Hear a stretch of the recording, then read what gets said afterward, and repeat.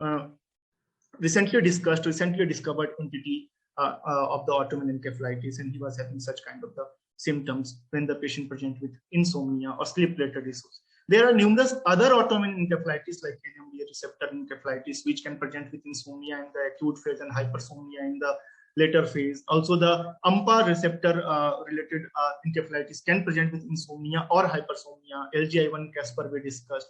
DPPX related encephalitis can present with insomnia along with the other domain of the periodic movements and RBDs. Eglon is also known to present with REM sleep behavioral disorders, and MAR2, aquaporin 4, and anti-Hu related encephalitis can present with different spectrum of sleep-related disturbances. So these are few of the fascinating disease entities because these are completely curable with the immunotherapy. And our patient also improves significantly after we have started with IV methylprednisolone followed by IVIG, and now the patient is on azathioprine for the maintenance immunotherapy along with the nerve stabilizers like oxcarbamazepine and pregabalin. So this was one of the example of severe neuropathic pain which was disturbing the sleep, but this was the rare entity. But there are far more common entities which can present with neuropathic pain and the reduced quality of the sleep, reduced amount of the sleep. And the most common is diabetic neuropathy, India being the diabetic capital. So we are seeing many patients of the diabetes, poorly controlled diabetes, who are coming to the neurology OPD with a complaint of burning pain and needle pricking like sensation in the legs, which are disturbing their sleep, as well as the toxic or drug-induced neuropathies. Many patients of chronic alcoholism present with small fiber neuropathies, or those of the anti-cancer drugs or second-line anti-tubercular drugs taking patient, they present with small fiber neuropathies and pain and picking like sensation in the legs, disturbing their sleep. Sometimes the funicular pain because of the spinal cord pathology can present with primary neuropathic pain, which are more during the sleep and less during the daytime when we are engaged in some kind of activities. So especially perceived during the period of rest, they can mimic the restless leg syndrome, but the nature and distribution of the pain is definitely different from that of the RLS. And some patients of post-stroke pain, and they present with the these kind of the sleep disturbances. And going retrograde, insomnia can aggravate the amount of sleep. Insomnia can cause allodynia, that is due to insomnia, the normal touch-like sensation can be perceived like pain. So there is a bidirectional relationship between neuropathic pain and sleep. Coming to the next case, here is a 30-year-old female who was recently married, but her husband was worried because the wife was having difficulty falling asleep, as well as the wife used to complain pain in legs at night. But not only pain, she was also having some abnormal movements in her legs while asleep. Let us see the video. The video was recorded by her husband, and he sent to us on WhatsApp. So we can see that these kind of movements in the legs were occurring during the sleep time. And the husband was afraid whether she was having some kind of seizure or like that. But she was clearly arousable from such a state, and she was not aware of such kind of movements.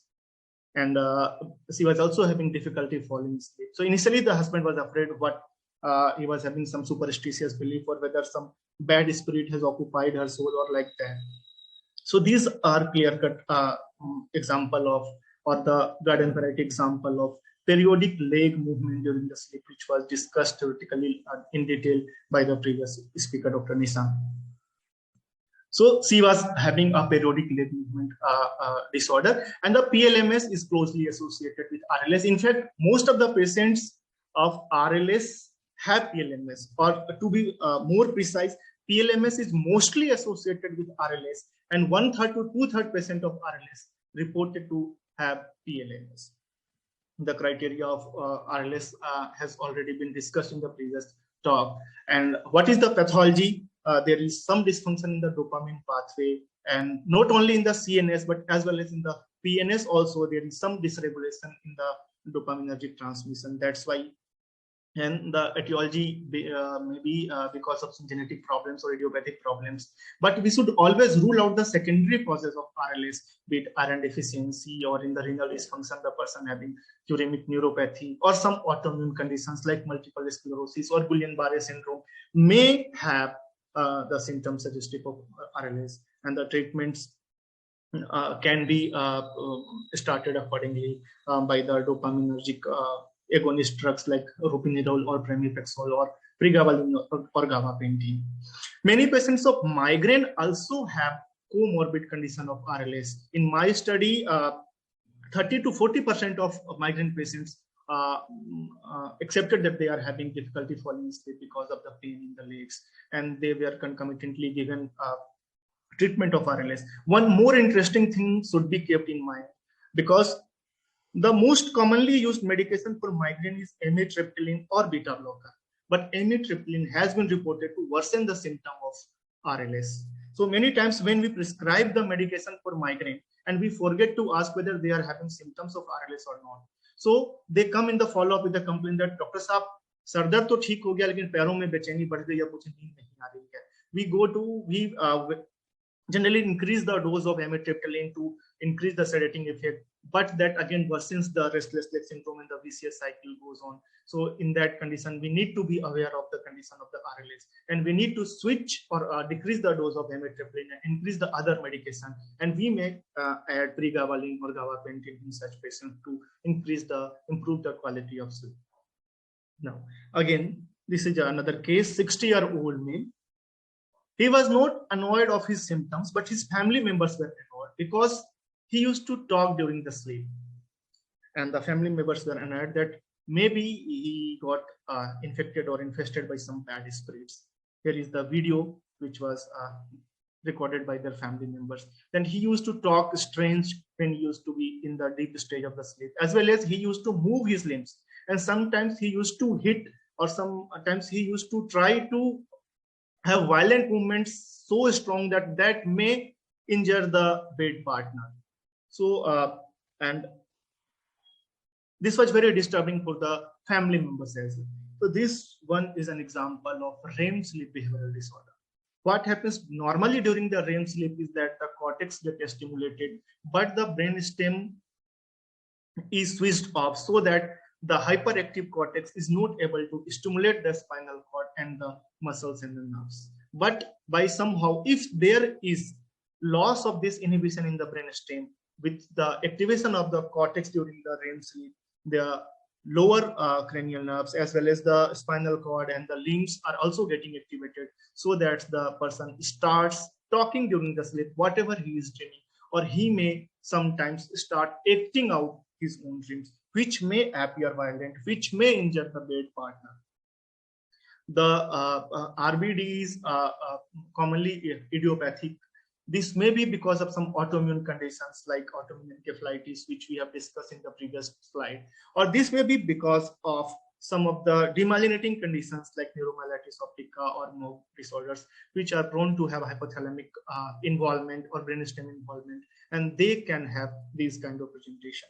And also the alpha synucleinopathy, in which the prototype example is Parkinson disease or dementia with Lewy body, as well as multiple system atrophy. These three movement disorder Parkinsonian conditions are because of the alpha synuclein deposition in the brainstem. And in such condition, the REM sleep behavioral disorder may appear years before the onset of classical symptoms of Parkinsonism. So this phenomena of conversion from RBD to the frank Parkinson's is called phenoconversion, and the phenoconversion rate is around 60 to 70% at the interval of 6 to 7 years. Many a times the history of RBD in a patient of Parkinsonism help us, especially when we are dealing with a patient with Parkinsonism. We don't know whether it is because of the degenerative Parkinson disease of the alpha synucleinopathy or because of some drug-induced Parkinson's or vascular Parkinsonism, because many times clinically they appear very similar and the differentiation is really difficult for us. But if the person is having history of RBD, then definitely we are more in favor of the true Parkinson's disease or MSA or DLB. The treatment for RBD is melatonin or low-dose benzodiazepine like clonazepam. Now, here is another case. There was a 36-year-old trouble me. He was going to get married 4th time because the first wife died 3 to 4 months after the marriage. The second wife died again 6 to 8 months after the marriage, and third wife got divorced because she got to know that his previous 2 wives died during the sleep. Now he was anxious about the 4th marriage. He was not aware. He has not voluntarily killed their wives, but somehow some accident happened during the sleep. This is a true story, and we are having the video of that patient also. We are thankful to the patient that he has agreed to share his video with us. So because some accident used to happen during the deep phase of the sleep when he used to strangulate the wife. So this is the video which was recorded by the patient, that whenever he used to be in the deep state of the sleep, he used to have these kind of strange movements. He used to injure the bed partners. And what is different from the phase of the REM sleep behavioral disorders, which we have discussed in the previous section, is that he was not arousable from this kind of the movements or these kind of the episodes, as well as he was not at all aware of these kind of the phenomena of what is happening with him. That's why he was not really guilty of death of his previous 2 wives. So when we admitted the patient and got the EEG, he was having epileptic discharges arising from the frontal lobe. So he was having diagnosis of nocturnal frontal lobe epilepsy, and this kind of epilepsy used to be a short-lasting event which used to occur mostly during the deep state of sleep. Sometimes we may confuse these kind of the patient from the other sleep parasomnias or non-REM parasomnias, but this is the table which is trying to solve the dilemma, because the frontal lobe epilepsies are mostly short-lasting, stereotyped, and the clustering can be there, and the age of onset is around 14, but the later in the age, while the parasomnias are occurring more in the early age. But whenever we are in doubt, we should go for the video EEG monitoring to record these kind of the events. If the epileptic discharges are present, we may give a trial of anti-epileptic drugs. Even if the EEG is not visible because of the fluid movements, we may get so much amount of the artifacts during recording. We may give a trial of anti-epileptic drugs. Our patient responded well with the carbamazepine, and now he is going to get married happily. Now, sometimes the picture is not clear.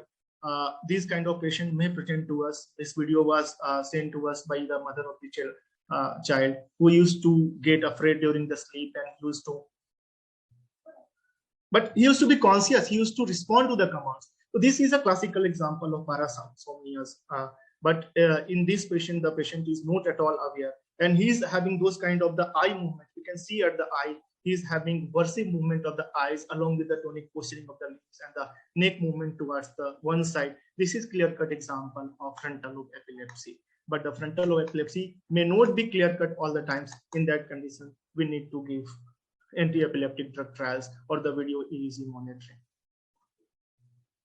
Now, coming to the next case, here is a 55-year-old female who was having progressive walking difficulty. She was literally wheelchair bound. She was having difficulty in swallowing and change in speech. Then she had diplopia as well as ptosis, and all these symptoms used to be better in the morning. Because many audience are not from the neurology. So I have just brought the video of the patient so that they can get aware of such condition. This is a classical case of myasthenia in which the patient is having predominant proximal muscle weakness. He is unable to stand. She needs support to get up from the chair. She is having ptosis. And she is having nasal intonation in the speech. She is having difficulty in swallowing as well as difficulty in speaking. So when she came to us, she was also having complaint that she was not taking proper sleep during the night time. And when we got the ABZ during the night time, he was getting CO2 retention as well as the poor chest effort. So there are many more conditions apart from myasthenia gravis which the patient was having, which are involving the neuromuscular system, like starting from anterior horn cell to the roots like GBS or neuromuscular junction like myasthenia, or the myopathies like polymyositis or genetic muscular dystrophies that can affect the quality of sleep because of the poor sleep effort or the diaphragmatic weakness or the kind of peripheral obstructive sleep apnea. And in such patients, the respiratory distress is because of the pulmonary restriction or increase in the airway resistance or hypoventilation, decline in chemosensitivity to blood gas, or some CNS related events. In such patients, the timely institution of positive airway pressure during the sleep can save their life, or at least prolong their life in conditions of neurodegenerative conditions like degenerative myopathies. Now, one more interesting case of a 25-year-old male who got a symptom. We all know the famous story of Ondine curse, when a normal man fall in love with a mermaid, and they were happily living. Then once inside the water, then once the man got all the memories of the land, so he wanted to come back to the his home on the lands. So, but the mermaid asked her to promise her that she will not fall in love with another woman. But when the man came out of the water, he fell in love with another woman, and after that he got married and he forgot the mermaid. So mermaid cursed her that he will be able to breathe only when he will be awake, and as soon as he will fall asleep, he will stop breathing. So finally, the man died. The similar scenario appeared in this 25-year-old male who was apparently well before this onset of the symptom, but he had one morning he had acute onset weakness of all four limbs, as well as along with this weakness, the catastrophe was not enough. He was also having sleeping disturbances because he used to stop breathing as soon as he falls asleep. So he was put on mechanical ventilator, and later he was put on tracheostomy. And upon getting the MRI, he was getting long segment demyelination involving the cervical cord as well as the brainstem. And because of the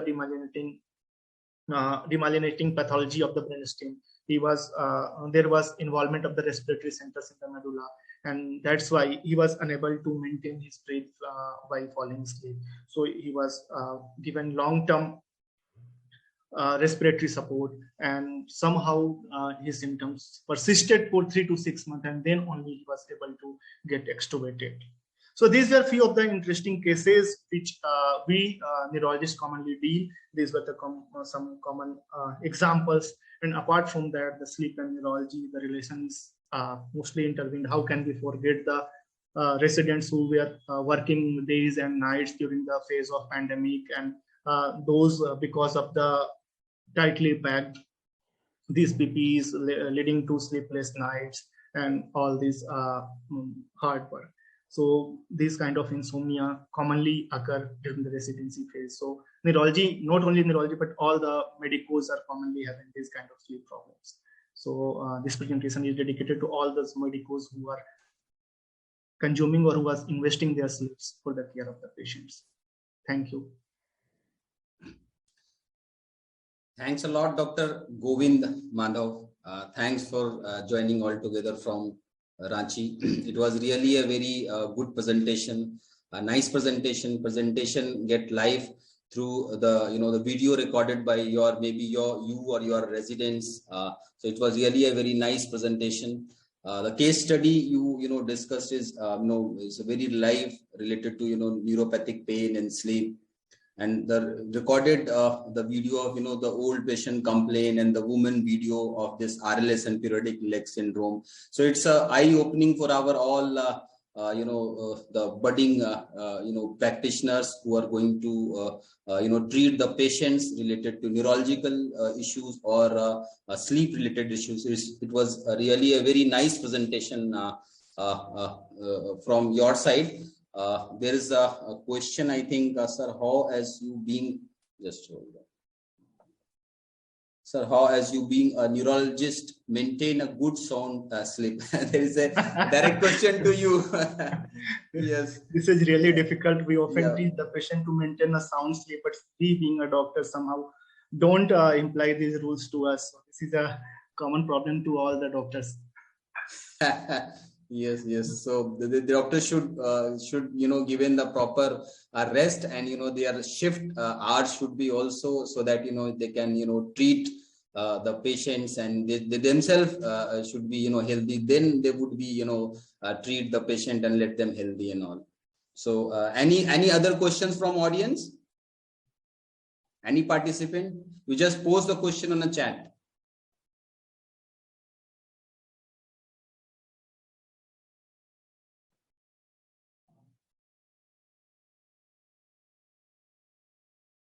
So I think there is no more question from participants.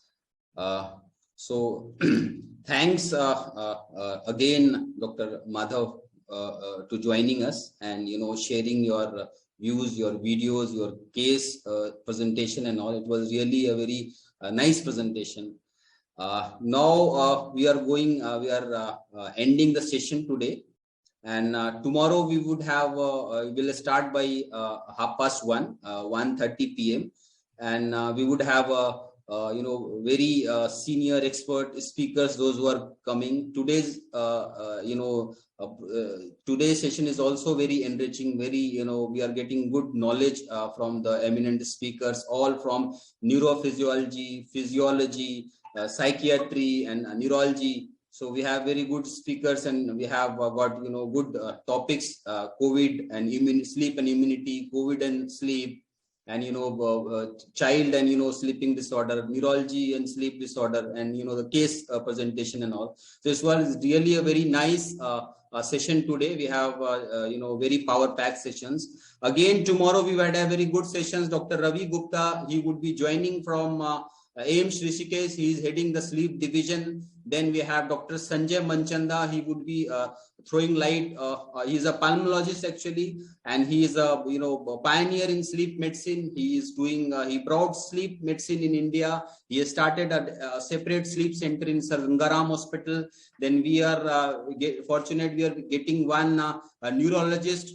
She is joining from Trivandrum, Dr. Sapna. Then we have one expert dental medicine. Tomorrow he will be joining Dr. Lieutenant Colonel Abhijit Kadu. Then we have very eminent ENT surgeon Dr. Simab Sheikh. He has worked a lot in a OSA segment. Then we have one more neurologist. So we have 3 sessions, 4 sessions before coffee break, tea break. And there is a very power-packed session as a panel discussion tomorrow, where we have 5 panelists, and they are throwing the light on different type of sleep disorders and all. So as an organizer, I thank all the guests who joined, and I hope that they won't face any problem in joining the program. The program is live in a MedSkill portal, as well as those who are interested to join within the meeting room, so they can join. Tomorrow, the same the link would be active. So the same the portal you would be joining through that portal. So same link would be active, and I hope that tomorrow would be a better opportunity for all budding medical practitioners, students, JR, SRs, and even faculties. Thank you for academic. Just learned a lot. Yeah, we are getting messages from the participants and all, and our speakers and faculties. So tomorrow we are joining again at 1:30. I request the participants to maybe join say 5-10 minutes before, and it will go till 5:30. So thank you all for joining on the day 1 of National Sleep Congress Nascon 2022. And we would be joining again. So I am signing off. I am really thankful to all speakers and participants to coming together and making this day 1 a good success. Thanks to everybody, from organizing team as organizing secretary. I am saying this is end of the session. We are saying good night from here, because in the north it's already sun is already set, so it's a bit late of half an hour. So tomorrow we'll try to make it on a scheduled program. Thanks a lot. We are signing off. Thanks to everybody.